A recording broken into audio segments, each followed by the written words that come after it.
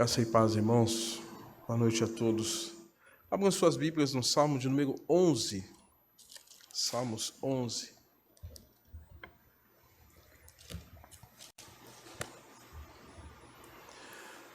Nós cantamos o hino 137, que fala que o Senhor é nosso abrigo no temporal. Nós cantamos Aclame ao Senhor, e fala de estarmos abrigados na presença do Senhor. Nós cantamos Não há Deus maior, não há Deus melhor, declarando uma expressão da nossa fé, de que nós confiamos no Senhor.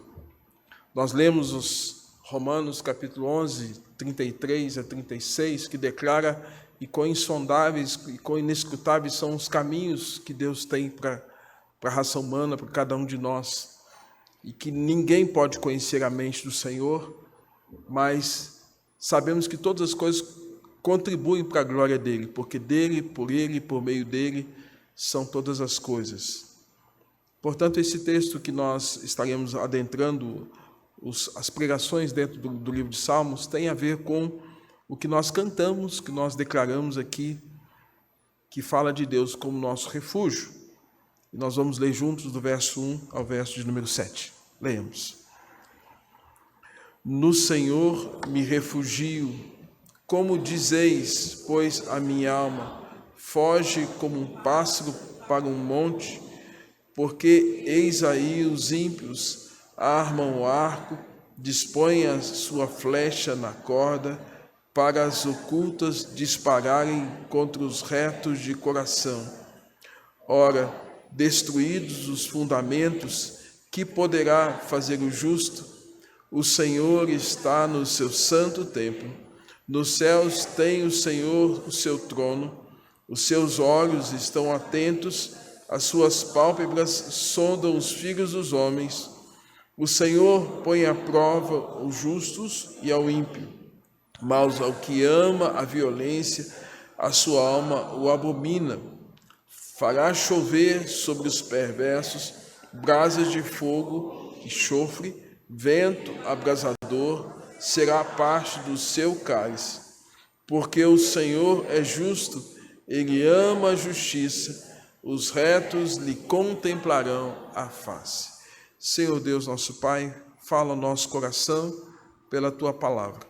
Rogamos a Deus a Tua bênção, a Tua direção, para que possamos ser instrumentos para levar a palavra do Senhor aos corações aqui presentes. A palavra é Tua, a honra é Tua, a glória é Tua, e o servo é Teu. Ó Deus, e me coloco nas Tuas mãos nesta hora, com perdão dos meus pecados, em nome de Jesus. Amém.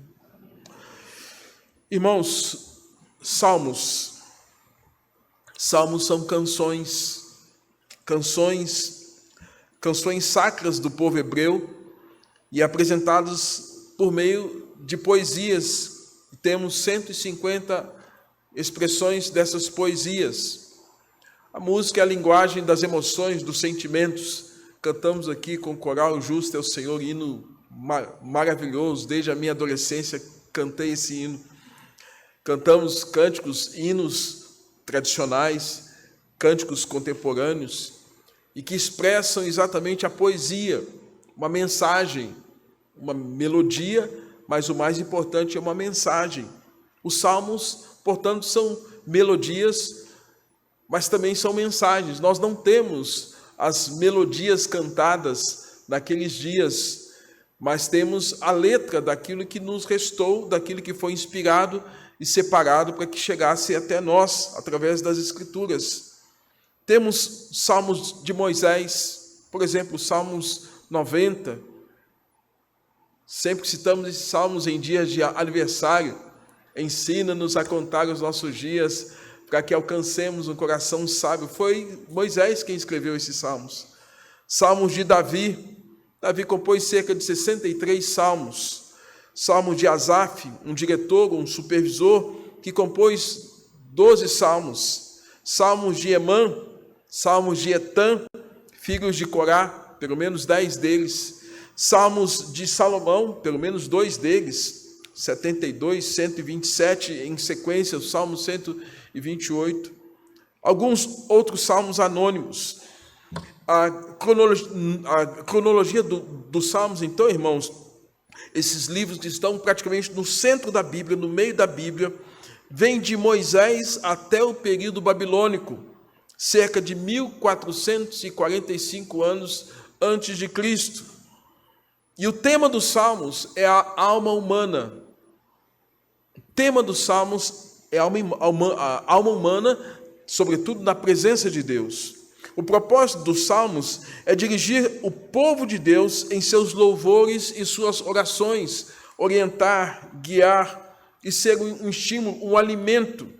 Os Salmos são modelos divinamente inspiradores para adoração pessoal e coletiva. Certamente você, que é um leitor afinco das Escrituras, que diuturnamente está lendo as Escrituras, certamente quando você se depara em algum momento difícil, você vai logo para os Salmos.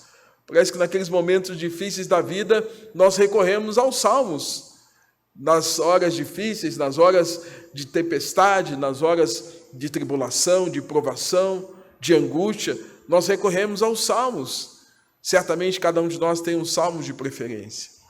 Salmos, portanto, são esse modelo que é pessoal, mas também que tem um propósito coletivo, de uma adoração comunitária, de uma ações de graças comunitária, onde expressa aquilo que o povo hebreu viveu diante do Senhor. Portanto, é o inário do povo hebreu.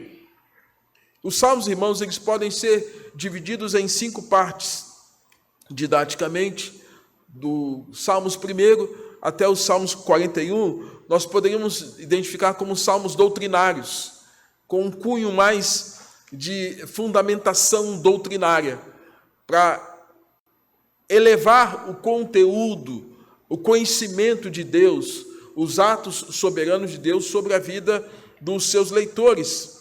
Do capítulo 42 ao 72, são salmos que mostram fracassos e vitórias. Muito parecido com a nossa vida, porque há momentos que parece que a gente está lá em cima, e há momentos que parece que a gente está na mais profunda depressão, mais profundo abismo. Salmos 73 a 89 fala sobre a história, tal qual Deus chamou o povo hebreu para ser o povo da revelação. Hebreu, ou seja, toda a história do povo de Israel tem a ver com esse povo que Deus chamou para conhecê-lo, e através desse conhecimento que o povo hebreu passou a ter de Deus, anunciar a todas as nações quem é Deus. A proposição era essa. E Israel não poderia se vangloriar de conhecer ou ser o povo da revelação. O livro de Deuteronômio, capítulo 7, nos ensina isso. Deus dizendo para o povo: eu vos escolhi não porque vocês fossem melhor que os outros povos, mas eu vos escolhi porque eu vos amei. O propósito do chamamento do povo hebreu era o chamamento para anunciar a salvação e receber a salvação de Deus. Portanto, irmãos, conta essa história da libertação, da caminhada, das passagens pelo mar, na fenda da rocha, da videira, o povo se entregando ao pecado e o povo passando vicissitudes no deserto. O povo indo contra o Deus de Israel, fazendo um bezerro de ouro, mas ao mesmo tempo contando as providências e o cuidado de Deus e o perdão de Deus sobre esse povo, desde o seu início. Dos Salmos 90 ao Salmo 106, concentra-se em anunciar o reinado do Messias. Portanto, os Salmos também falam sobre Jesus. Os Salmos apontam para Jesus, dentre eles os Salmos de número 22, que também aponta, Salmos 88, que fala sobre o Messias, apontando para Cristo. Salmo 107 ao Salmo 150 tem a ver com os Salmos de aleluia. Aleluia é a expressão que em todas as línguas é a mesma expressão. Aleluia é aleluia. Em todos os povos, quando se fala aleluia, é aleluia. Não há como, portanto, deixar as nações de glorificar o nome do Senhor e dizer aleluia, louvado seja o Senhor, porque aleluia significa isso. Aleluia, louvado seja Deus. E os salmos estão repletos de expressões de aleluia, de louvor e adoração. Lamentavelmente, nós presbiterianos achamos que aleluia é coisa de igreja pentecostal. Triste. Isso é sinal que nós não conhecemos a Bíblia tanto quanto deveríamos, porque cognominamos termos bíblicos para achar e declarar que são termos de igrejas pentecostais. São termos bíblicos. Louvado seja Deus. Aleluia! Por isso que talvez o que fica mais clássico para nós é cantarmos aleluia de Handel, repetirmos várias e várias vezes aquilo que Handel disse, né? Aleluia, aleluia, aleluia. Portanto, irmãos, uma outra divisão que encontramos nos Salmos é uma divisão um pouco mais didática. Salmos alfabéticos, ou seja, alguns salmos que são divididos em parágrafos de acordo com as 23 letras do alfabeto hebraico. Lembrando que o Velho Testamento, descrito em hebraico, e os salmos, portanto, eles têm, o alfabeto hebraico, eles têm 23 letras, e essas 23 letras, em alguns salmos, elas fazem uma divisão didática, a partir do início do alfabeto, indo até onde se é necessário. Temos, portanto, os salmos alfabéticos, temos os salmos penitenciais, temos os salmos imprecatórios. Os salmos imprecatórios são salmos aqueles que, às vezes, até nós temos o desejo de termos algumas orações imprecatórias. Ó Deus, quebra-lhes os dentes. Não dá vontade? O povo hebreu orava assim. Ó Deus, quebra-lhes os dentes. A imprecação, irmãos, é uma oração no sentido de que Deus faça a sua justiça. Ao invés de nós levantarmos as nossas mãos, é orar e falar, Deus, faça a tua justiça. São salmos imprecatórios. Salmos os quais o salmista pede a justiça de Deus, que ela seja feita e seja severa, seja dura, contra os inimigos de Israel. Salmos de ações de graças, usados em ocasiões festivas. Salmos que o povo expressa gratidão diante do Senhor. Salmos ou cânticos de romagem que revela exatamente essa peregrinação de Sião, os degraus, os cânticos dos degraus, que retrata exatamente a caminhada, como nós aqui estamos nessa jornada. Eles tinham salmos que decifravam, declaravam essa caminhada, dentre eles o Salmo 126. Quando o Senhor restaurou a sorte de Sião, ficamos como quem sonha. É um cântico de romagem, é um cântico dos degraus. Os salmos que aponta a questão da criação, ressalta o poder criador do nosso Deus, dentre eles os Salmos 19. Os céus proclamam a glória de Deus, e o firmamento anuncia as obras das suas mãos. Um dia discurso, outro dia, e uma noite revela conhecimento a outra noite, e vai trazendo a grandeza de Deus no seu ato criador, onde Deus revela por meio da criação, e os salmos declaram isso. Salmos históricos, que vão declarar a história do povo hebreu sendo guiado. Salmos de juízo, Salmos 9, Salmos 14, que fala da consumação e a visão da morada eterna do povo justificado diante do Senhor. Salmos que retratam a soberania de Deus, 3, 93, 97, 99, começam, reina o Senhor, é o Senhor quem reina, é o Senhor quem governa, é o Senhor quem conduz. E salmos de aleluia, como citei aqui há pouco, 106, 111, 113, 143, 150, aleluia, louvai ao Senhor no seu santuário, louvai o Senhor no firmamento e obra do seu poder, aleluia, louvado seja Deus. São esses salmos. Irmãos, Cristo está presente nos salmos, Cristo está presente em todos eles, e Jesus citou que era importante que se cumprisse o que foi escrito a respeito dele. Isso está lá em Lucas, capítulo de número 24, verso 44, quando Jesus tem aquele momento na conversa com os discípulos no caminho de Emaús, e logo em seguida ele vai estar com seus discípulos, comendo com eles, comendo um peixe, o Cristo ressurreto, o Cristo em estado de glória, comendo com seus discípulos, e em seguida, capítulo 24, verso 44, diz assim, a seguir, Jesus lhes disse, são essas as palavras que eu vos falei, estando ainda convosco, importa que se cumprisse tudo que de mim está escrito. Primeiro, lá na lei de Moisés. Segundo, nos profetas, Isaías, Jeremias, os profetas maiores e menores. E nos salmos. Então, você encontra salmos, você encontra Jesus nos salmos. É por isso que os salmos trazem grande refrigério para a nossa alma, porque Jesus está lá também. Jesus não está distante daquilo que os poetas falaram sobre essa relação com Yahvé, com Deus da montanha, com Deus Todo-Poderoso, com El Shaddai. E Jesus fala que ali ele estava. E aí, em seguida, diz o texto de Lucas capítulo 24, então abriu o entendimento para compreender as Escrituras. Portanto, não dá para compreender as Escrituras se nós esfacelarmos a Bíblia e começarmos a ter uma predileção em relação a alguns textos e a outros não. E os salmos estão lá. Moisés, os pais, os profetas e os salmos. Portanto, irmãos, entendendo essa realidade, eu gostaria de elencar pelo menos 3 aspectos dos salmos que nós lemos. O Salmos 11, ele tem como propósito apresentar refúgio em Deus. Refúgio em Deus. Davi estava enfrentando um grande problema na sua vida.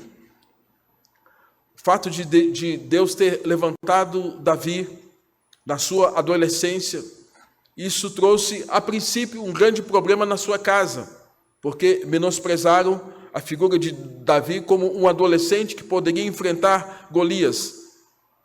E depois, quando Davi enfrenta e vence Golias, Davi tem um momento em que ele é exaltado por muitas pessoas.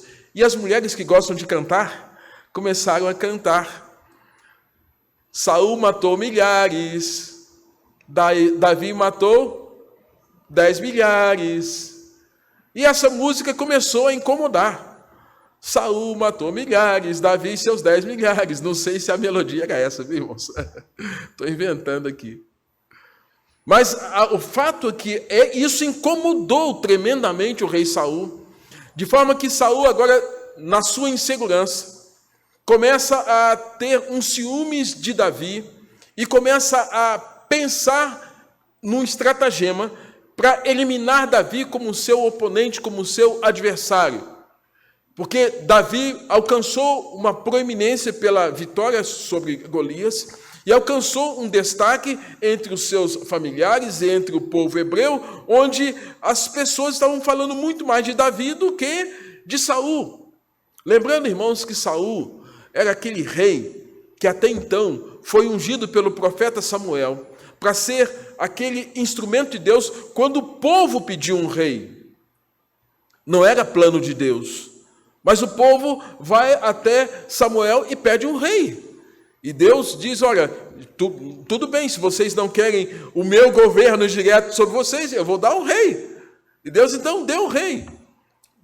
Chamou Samuel, Samuel separa Saul, Saul, pela aparência, o porte físico, certamente as habilidades e a inteligência, Saul é levantado como o rei, o primeiro rei da nação de Israel. Porém, irmãos, a Bíblia diz que enquanto Saul se manteve dentro dos padrões e dos parâmetros de Deus, Deus o abençoou.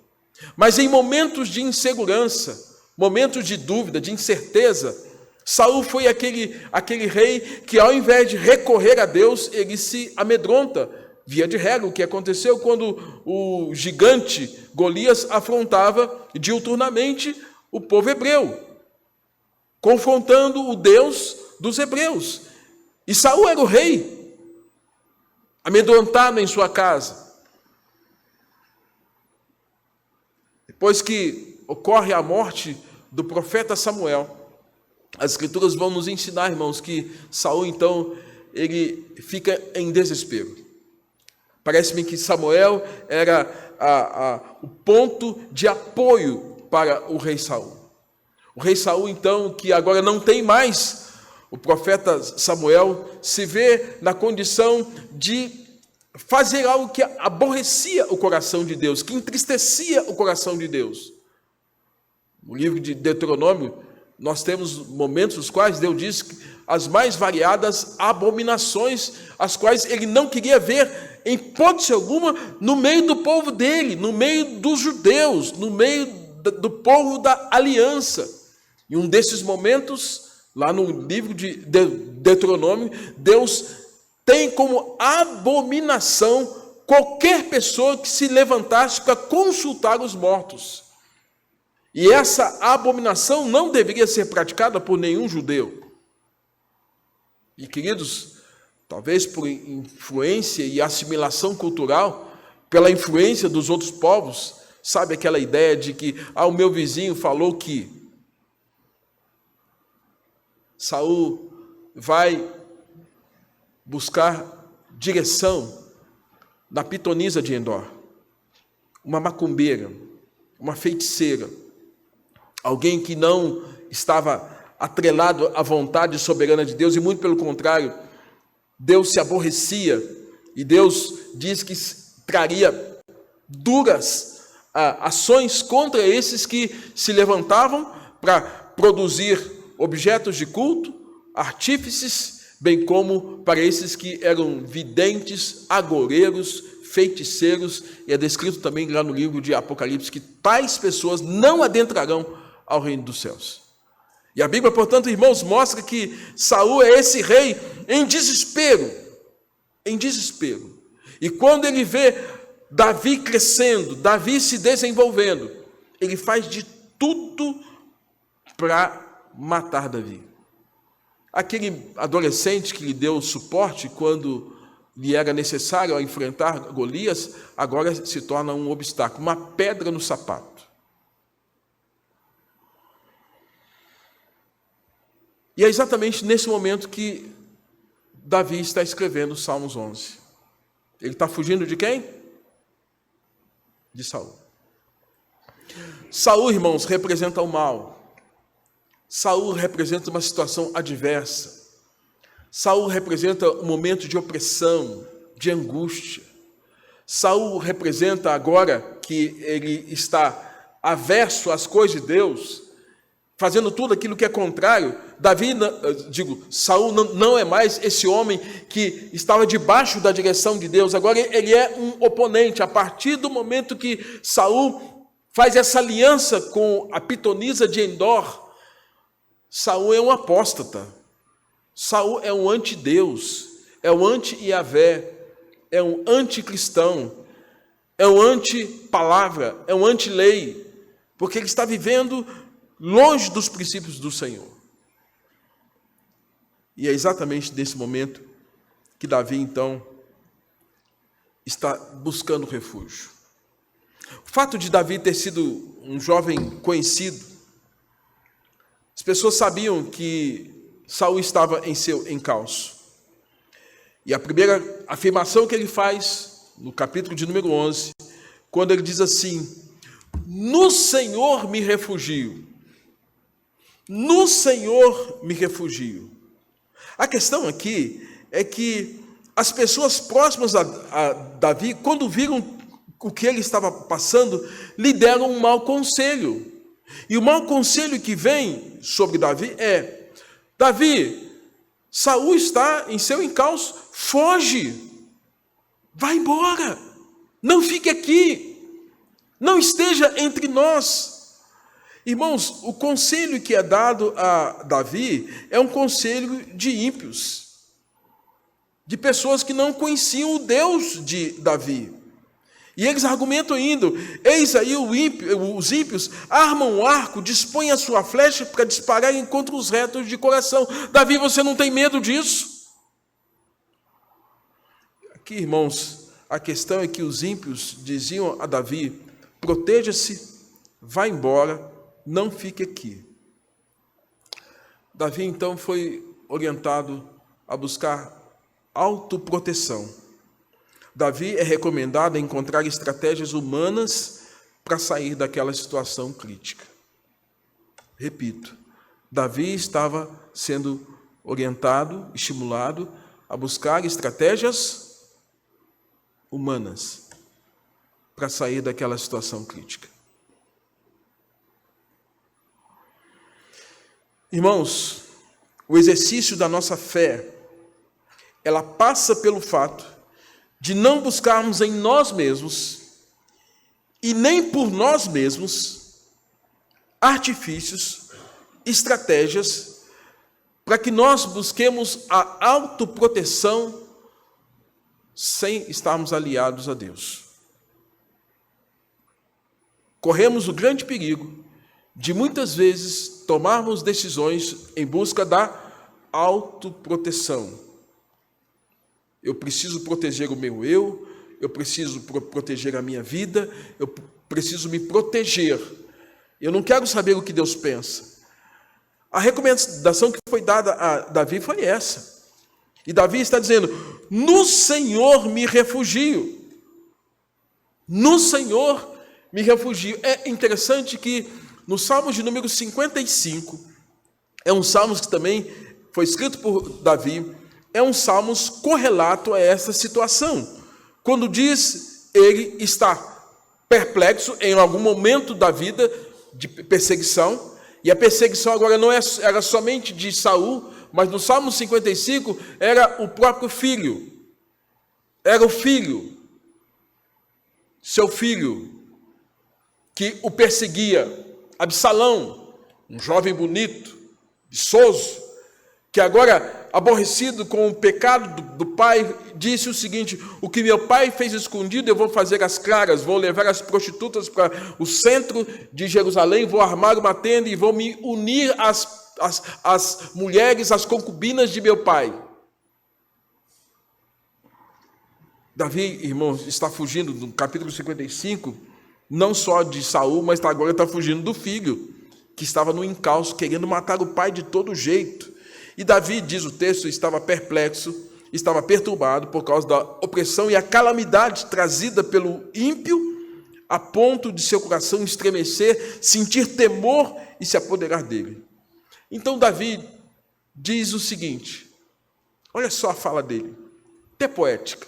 Então eu disse: quem me dera asas como de pomba, voaria e acharia repouso, fugiria para longe, ficaria no deserto, dar-me-ia pressa em abrigar-me do vendaval e da tempestade e da tormenta, em outra tradução, e da procela. Davi está dizendo: se eu tivesse asas para voar como pomba, eu voaria até encontrar descanso, até encontrar um deserto para ficar sozinho. Você já viu? E quando a gente está em aperto, a gente não quer ver ninguém. Porque a gente está buscando solução conforme a nossa própria estratégia. A gente não quer ver pessoas, a gente não quer ver a igreja, a gente não quer ver as pessoas, não quer ter contato com ninguém, porque a gente está fugindo. A gente não é tão poeta como Davi, mas é muito prático como ele, né? De fazer o que ele fez. Salmo 55, ele diz isso. E o conselho que ele recebe foi exatamente esse: Davi, fuja, Saul está no seu encalço. Irmãos, os Saús estão aí. As perseguições, os momentos difíceis, os momentos que nos deixam perplexos, perdas, tribulações, angústias estão aí.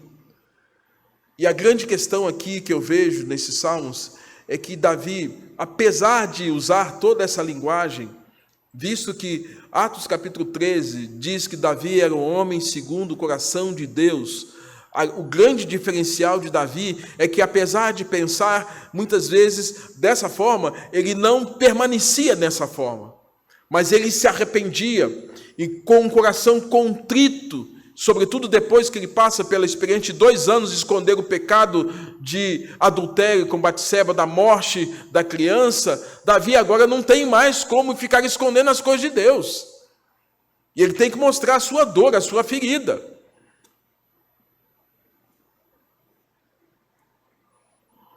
O desespero aparente de Davi, irmãos, é contraposto com a expressão: no Senhor me refugio. O Senhor é meu abrigo. O Senhor é a rocha em que eu me abrigo. Segundo, ele sabe que precisa de sólidos fundamentos. Salmos de número 11, Davi diz assim, verso de número 3, ora, destruídos os fundamentos, que poderá fazer o justo?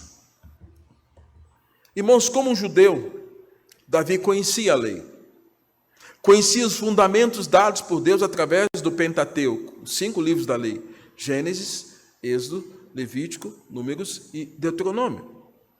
Conhecia a história e a revelação de Deus ao povo hebreu desde o seu início.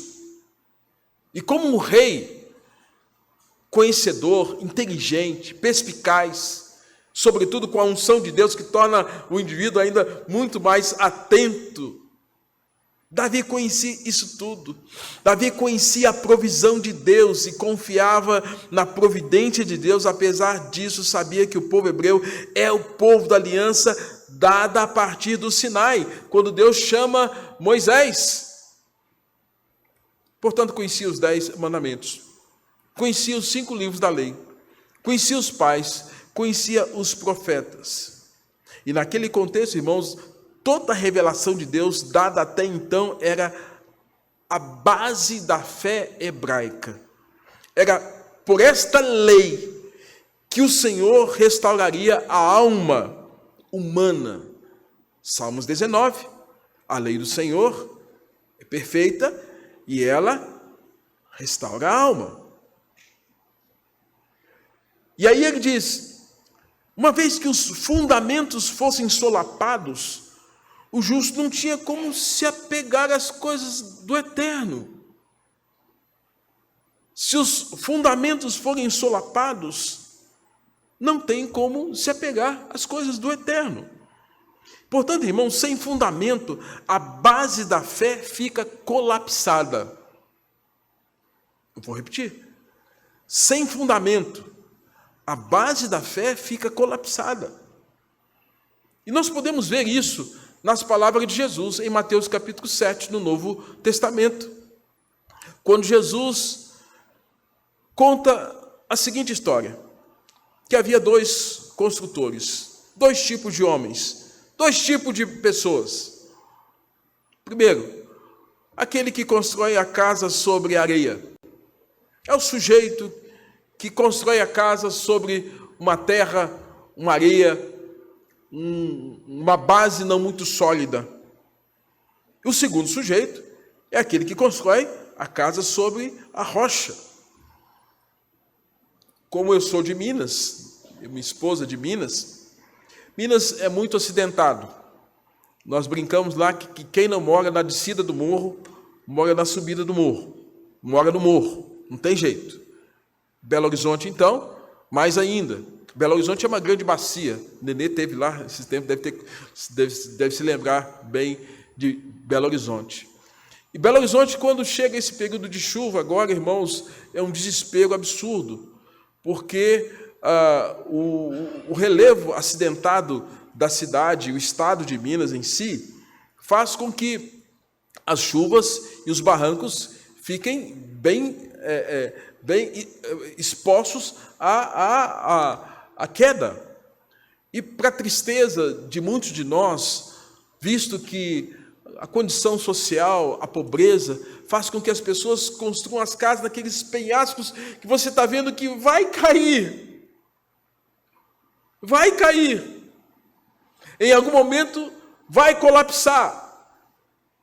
O duro é que não somente pessoas simples fazem isso, mas há bem pouco tempo, antes de vir para cá, tinha um prédio enorme, numa área nobre de Belo Horizonte, que estava colapsado, porque foi construído num lugar inadequado.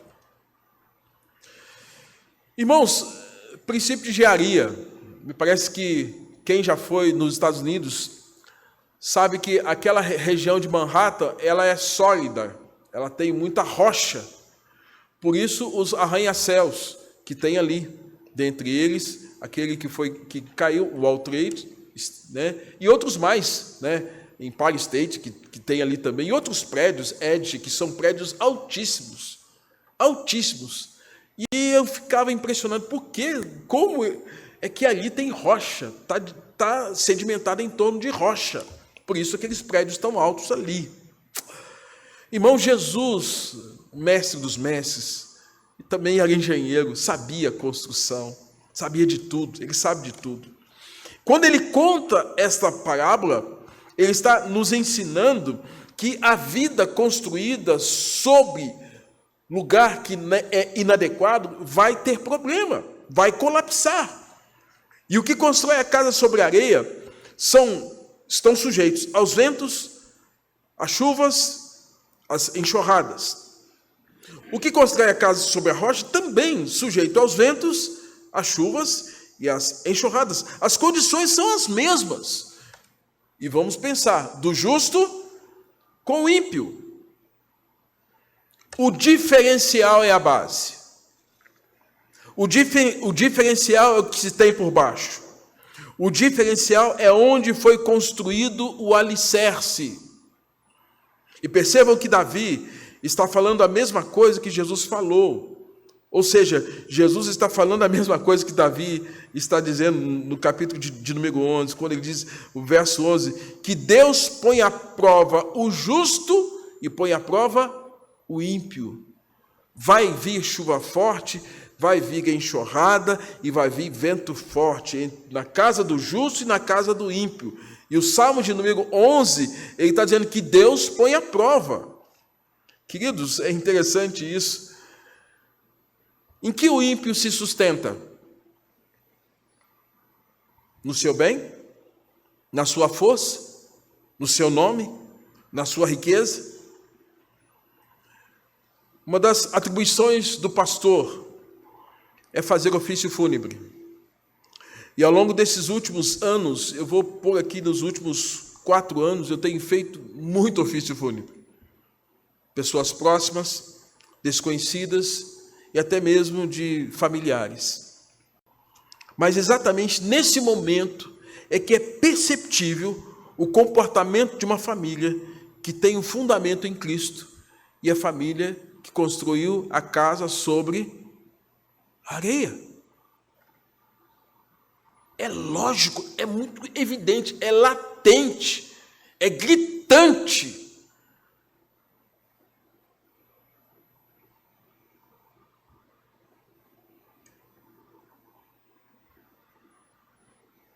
Isso significa que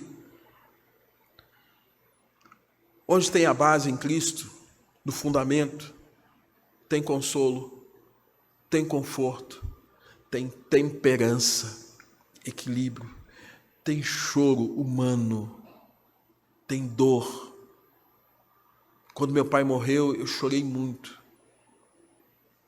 Como eu conheço muitas histórias, meu choro não foi em Juiz de Fora, meu choro foi aqui na rua Daniel Fagiotto, 74, o dia que meu irmão falou, vem que pai não está bem. Eu chorei muito aqui. Porque sabia que meu pai estava morrendo. Mas meu pai tem esperança cristã, tinha esperança cristã. Meu pai tinha certeza da vida eterna. Nosso irmão querido Vanderlei, que foi na última sexta-feira, dizia para mim, pastor, estou pronto. Estou pronto. Falei disso no seu ofício, no ofício fúnebre. Queridos, é gritante a base de um cristão, a ausência de base, de estrutura de um não cristão. E Davi está falando isso, que Deus põe o ímpio e o justo à prova. Enquanto um tem consolo, conforto e segurança, o outro tem desespero, desamparo, desavença, descrédito e terror. Davi diz isso. Terceira coisa que eu aprendo aqui, irmãos, com Davi. Primeiro, que ele tem Deus como seu refúgio diante da perseguição. Ele não ouve os maus conselhos. Ele sabe que precisa de sólidos fundamentos. Segundo e terceiro, Davi, irmãos, é esse que se assegura na justiça de Deus no juízo final. Pastor, mas o Salmos 11 fala de juízo final? Sim, meu irmão. Não prestou atenção?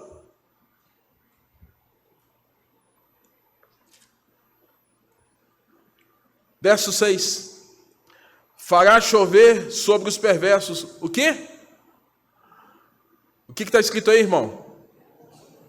Brasa de fogo. E o quê?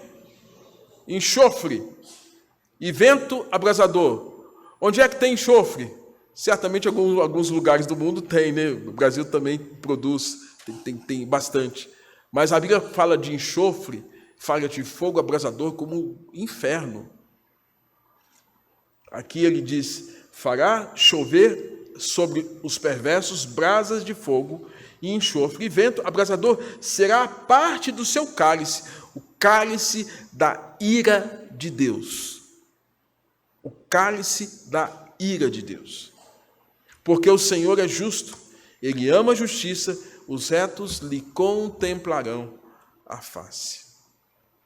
Uma das características de Jesus é de saber que seus alunos estão aprendendo ou não. Ele está avaliando o que ele está ensinando, seus ensinos. É por esse motivo que ele põe à prova. Mas, amados, Jesus também, ao pôr à prova aqueles que o seguem, ele não somente põe à prova agora nesse contexto, mas ele põe à prova também no dia final. O tempo todo Jesus está mostrando que ele está pondo seus discípulos à prova. Mateus capítulo 9, versos 57, em certa ocasião que havia um grande número de pessoas que estavam por seguir a Jesus, Jesus diz assim, vocês estão comigo, mas olha, eu não tenho nem onde reclinar a minha cabeça. A raposa tem os seus covis, tem os seus ninhos, mas o Filho do Homem não tem nem onde reclinar a cabeça. E faz um convite para eles, vem e me segue. Jesus pôs à prova. Jesus põe à prova o jovem rico. Vai, dá tudo que tens, dá aos pobres e me segue. Jesus põe à prova. Colocar à prova, irmãos, é uma forma de desafiar, de testar, de avaliar a consistência da fé de seus discípulos e seus seguidores, do justo, mas também do ímpio. O ímpio posto à prova pode revoltar-se contra Deus. O justo posto à prova se aproxima mais, se humilha, busca, muda, torna-se mais compreensivo, mais humano, mais sensível, menos duro, menos ranzinza, menos pessoa difícil de lidar. Paulo era assim. Nabucodonosor era assim. Jacó era assim. Pedro era assim. Foram provados, foram testados. Louvado seja Deus, que dentre esses, há um que nós não sabemos se deu certo ou não, foi Nabucodonosor. Ao menos chegou a dizer, agora louve e exalço o Deus, o Rei das Nações. Pedro mudou, Jacó mudou, Paulo mudou, foram postos à prova. Irmãos, o verso 7, o verso 6, ele revela que haverá uma prova final, que vai além disso, além dessa prova de testes, os quais nós passamos aqui na terra, de aflições e de angústias, mas uma prova maior, que vai revelar, de fato, quem é justo e quem é ímpio. Mas tudo começa aqui. E o verso 7 encerra com o caráter de Deus, mostrando que esse caráter de Deus é um caráter de um Deus sempre justo, um Deus que sempre ama a justiça. E que esse Deus que é sempre justo e que sempre ama a justiça, oferece àqueles que têm nele a esperança, a oportunidade da contemplação de vê-lo face a face. Que é o que o verso de número 7 diz.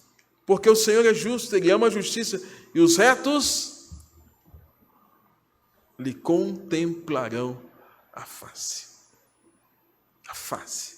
Desfrutar da presença de Deus, do cuidado de Deus. Deus é o refúgio. Nele eu me sustento. Nele eu me abasteço. Os fundamentos da minha vida estão postos nas Escrituras Sagradas. Esse Deus, ainda que eu passe por provas, esse Deus me sustenta e Ele vai me permitir contemplar a face do Senhor. Salmo de número 7. Salmos 11, verso 7. É por esse Deus, irmãos, que nós temos que buscar chorar e clamar. Os retos lhe contemplarão a face, por ser um justo e bom Deus. Um Deus que, como nós cantamos, é fiel em todo tempo. Em todo tempo Ele é bom, é tão bom. Com todo o fôlego que nós temos, nós podemos cantar que Deus é um Deus bondoso, cantar a bondade de Deus, porque Deus é um Deus fiel.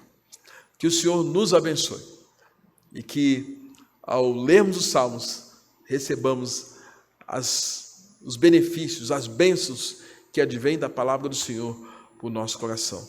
Que Ele seja o seu refúgio, que você fundamente a sua fé nas Escrituras Sagradas e que você desfrute, ainda que passe por provas difíceis aqui na terra, sabendo que o Senhor há de abençoá-lo na eternidade e você contemplará a presença eterna do nosso Deus.